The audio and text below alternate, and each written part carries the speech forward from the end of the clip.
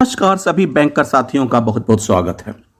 Friends, bank privatisation का तलवार लटका हुआ है, निजीकरण। और ये पिछले साल के बजट सत्र के बाद से ही, जब से वित्त मंत्री ने इस बात का डिक्लेरेशन किया कि दो पब्लिक सेक्टर बैंकों का प्राइवेटाइजेशन होना है along with one general insurance company, और तब से ये मामला चल रहा है।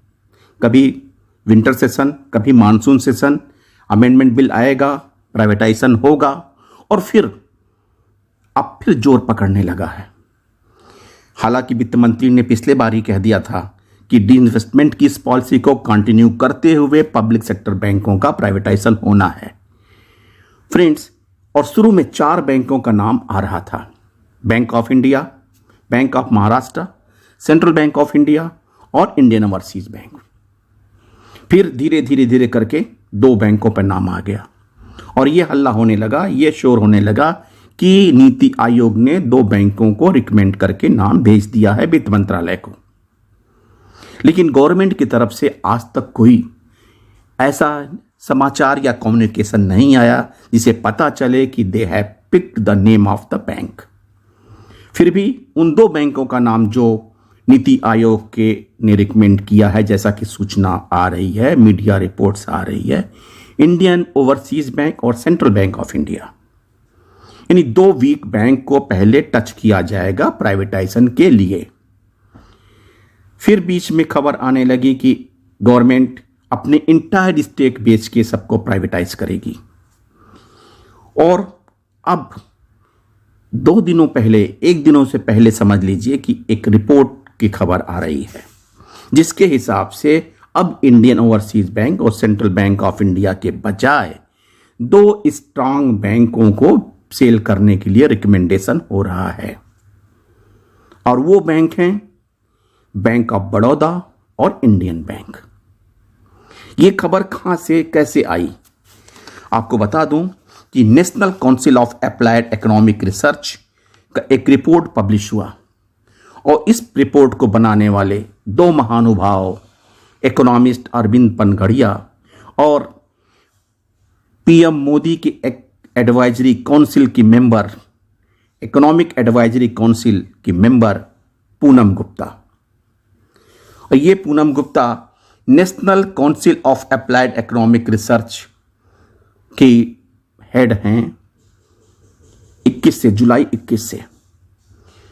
और इन लोगों ने यह रिपोर्ट पब्लिश किया, और उस रिपोर्ट पब्लिश किया और उस पर उन्होंने कहा कि स्टेट बैंक को छोड़ के सारे बैंकों को बेच देना चाहिए, यानी कि प्राइवेटाइज कर देना चाहिए। उन्होंने एसबीआई को क्यों छोड़ दिया? हो सकता है कि एसबीआई इसलिए कि बहुत बड़ा बैंक है और कॉर्पोरेट वाले अभी ले नहीं पा रहे हैं उनको। और इस रिपोर्ट में उन्होंने पब्लिक सेक्टर बैंक की जितनी भी बुराइयां हो सकती हैं बताया। इस समय हमारे देश में 12 बैंक हैं पब्लिक सेक्टर, 2 बैंक के निजीकरण का ऐलान जैसा कि पहले हुआ है। और इस रिपोर्ट के हिसाब से ये रिपोर्ट पॉलिसी पेपर प्रधानमंत्री जो है वो पब्लिक बिजनेस स्टैंडर्ड में पब्लिश हुआ, और इनका कहना है कि प्राइवेट बैंक सरकारी बैंकों के मुकाबले में बहुत बेहतर हैं। प्राइवेट बैंकों का ऑपरेशन सरकारी बैंकों के मुकाबले बेहतर हैं। ऐसे में अगर सरकारी बैंकों का निजीकरण कर दिया जाता है तो इनके कामकाज में सुधार आएगा। सरकारी बैंकों के प्रदर्शन की बात करें तो एसेट्स और इक्विटी के आधार पर इनका प्रदर्शन प्राइवेट बैंकों के हिसाब से बहुत वीक है।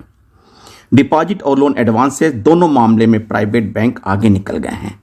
ऐसा नहीं है कि इन बैंकों के सेहत के सुधार में उपाय नहीं किया गया, लगातार इनको सहूलियत दी गई, रिकैपिटलाइजेशन से किया गया, लेकिन रिकैपिटलाइजेशन के बाद भी इनकी मार्केट वैल्यू कम है, और इनकी संख्या घटा के 27 से 12 लाई गई।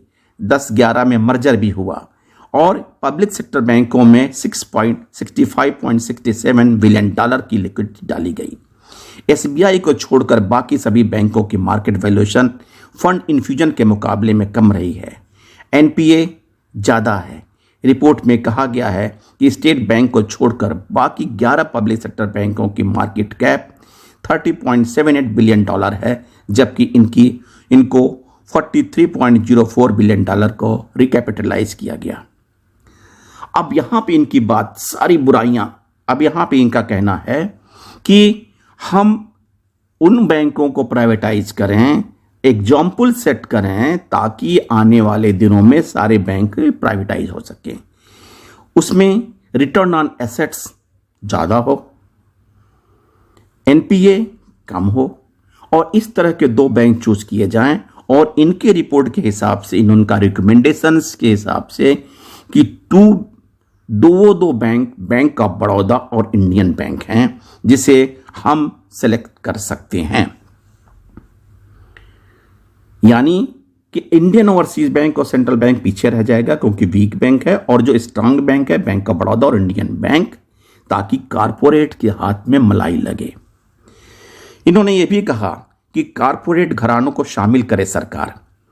बिक्री की रणनीति का सुझाव देते हुए इन लोगों ने कहा कि यदि केंद्र अपनी हिस्सेदारी 50% की सीमा के पास रखना चाहता है तो वह अपनी हिस्सेदारी को 50% कम करने के लिए प्रत्येक महीने की 15 तारीख को ओपन बाजार में अपने हिस्से की हिस्सेदारी बेच सकता है। सरकार को विदेशी बैंकों और घरेलू निवेशकों, इन्वेस्टर सहित विदेशी निवेशकों के साथ साथ कॉरपोरेट घरानों पे को भी नीलामी में शामिल होने की अनुमति देना चाहिए। कहीं पे आपने भी पढ़ा होगा कि उबर कंपनी लॉबिंग के लिए कुछ इकोनॉमिस्ट से इस तरह के पब्लिक पेपर पब्लिश कराती है।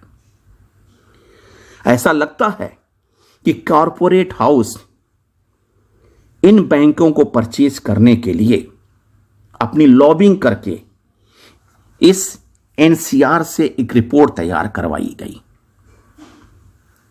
वैसे भी इंडिया में आप जानते हैं, टीवी पे बैठकर डिबेट करिए तो आप पॉलिटिकल एनालिस्ट हो जाते हैं, रिसर्च पेपर आप बना दीजिए तो आप इकोनॉमिस्ट हो जाते हैं। अगर नेशनलाइजेशन इतना बुरा ही था तो मनमोहन सिंह जी, जो हमारे पूर्व प्राइम मिनिस्टर थे, इतने बड़े इकोनॉमिस्ट थे, उन्होंने नेशनलाइजेशन को रिवर्स क्यों नहीं किया? उनके हाथ में तो सब कुछ था, वो भी बड़े इकोनॉमिस्ट थे। लेकिन पूनम गुप्ता जी और अरविंद पनगड़िया या जितने कॉरपोरेट से associated economist, so called economist हैं, वो सारी बड़ाइयां तो प्राइवेट बैंकों की करते हैं ताकि आम आदमी का जो जमा पूंजी है, जो धरोहर है, वो ये कॉरपोरेट आसानी से लूट सकें, क्योंकि बना बनाया रॉ मटेरियल है। उस अमाउंट को जो हम गरीब या कॉमन मैन इकट्ठा करके कहीं रखते हैं, उसको ये कॉरपोरेट आसानी से लूट सकें, और उस लूटने के लिए रास्ता ओपन करने के लिए ये अपनी रिपोर्ट प्रकाशित कर रहे हैं, पब्लिश कर रहे हैं बिजनेस स्टैंडर्ड में, ताकि लोगों को ध्यान जाए कि पब्लिक सेक्टर बैंक से बड़ा खराब कुछ नहीं है। वो गरीब किसान, वो आर्टिसन, वो वेंडर, वो एस्कोशन लोन लेने वाले मिडिल क्लास के लोग कहां जाएंगे? और अगर ये कॉरपोरेट इन पब्लिक सेक्टर बैंकों को लूट ना लिए होते, आपको याद है यस बैंक, विजय माल्या और भी कितने, डीएचएफएल, सारे ये लोग अगर ये पब्लिक सेक्टर बैंक को ना लूटते तो क्या सारा एनपीए इन कॉमन मैन का है? नहीं। इसको संभालने के बजाय ये उपाय कर रहे हैं कि पब्लिक सेक्टर बैंक की जो जमा पूंजी है वो कॉरपोरेट आसानी से लूटें, और इसीलिए ये लॉबिंग करके सेंट्रल बैंक ऑफ इंडिया और इंडियन ओवरसीज बैंक को हटा के अब उस मलाईदार बैंक को लूटना चाह रहे हैं, बैंक ऑफ बड़ौदा और इंडियन बैंक को। और अगर गवर्नमेंट ऐसी गलती करती है तो कोई भी समझदार आदमी अपने घर का गोल्ड एसेट्स नहीं किसी को देता है। ऐसे इकोनॉमिक रिपोर्ट पे जिसकी कोई सत्यता परखी ना हो, जो केवल अपने स्वार्थ के लिए पब्लिश किए जाए। अविलंब रोक लगनी चाहिए। फ्रेंड्स, अगर अभी भी यूओबी नहीं जगती है और बैंकर्स नहीं जगते हैं, तो आने वाले दिनों में बैंकर्स के साथ साथ उन कॉमन बैंक, उन फार्मर्स, उन वेंडर्स, उन आर्टिसंस का नुकसान होगा जो इन पब्लिक सेक्टर बैंक के बदौलत आसानी से जी रहे हैं और ये पब्लिक सेक्टर बैंक इकोनॉमी में अपना वाइटल रोल दे रहा है। थैंक यू फ्रेंड्स, नमस्कार।